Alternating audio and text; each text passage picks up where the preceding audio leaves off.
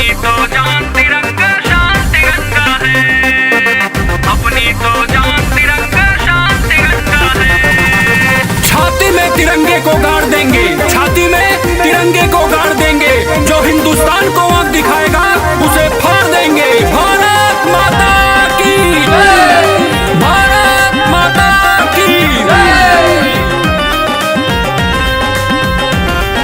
मेरा भारत सबसे अच्छा करता हूँ गुणगान। मैं भारत का वासी हूँ, मुझको है अभिमान। मेरा भारत सबसे अच्छा करता हूँ गुणगान। मैं भारत का वासी हूँ, मुझको है अभिमान। देश की खातिर दे दूंगा मैं हंस के अपनी जान। देश की खातिर दे दूंगा मैं हंस के अपनी जान। अपनी तो जान तिरंगा शान तिरंगा है, अपनी तो जान तिरंगा शान तिरंगा है।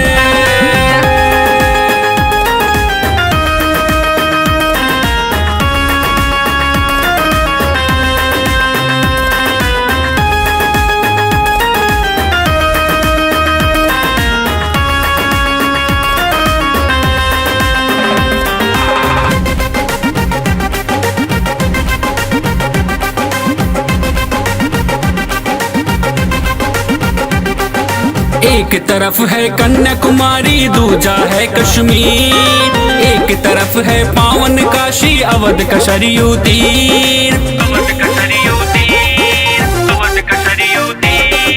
एक तरफ है कन्याकुमारी, दूजा है कश्मीर। एक तरफ है पावन काशी, अवध का सरयू तीर। सारे जहां में सबसे अनोखा इसकी है पहचान। सारे जहां में सबसे अनोखा इसकी है पहचान।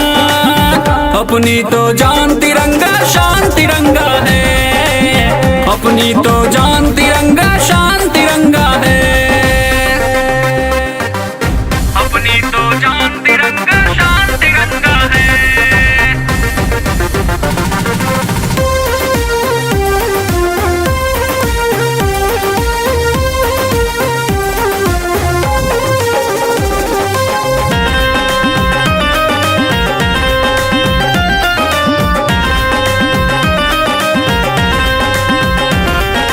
दुनिया के नक्शे से मिट गए कितने देश तमाम। राम कृष्ण की धरती का है सारे जहां में नाम। सारे जहां में नाम, सारे जहां में नाम। दुनिया के नक्शे से मिट गए कितने देश तमाम। राम कृष्ण की धरती का है सारे जहां में नाम। प्रेम गम आजमी यशवंत सानू दुनिया है हैरान।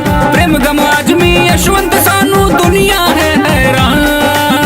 अपनी तो जान तिरंगा शान तिरंगा है, अपनी तो जान तिरंगा शान तिरंगा है। मेरा भारत सबसे अच्छा करता हूँ गुणगान। मैं भारत का वासी हूँ, मुझको है अभिमान। देश की खातिर दे दूंगा मैं हंस के अपनी जान। देश की खातिर दे दूंगा मैं हंस के अपनी जान।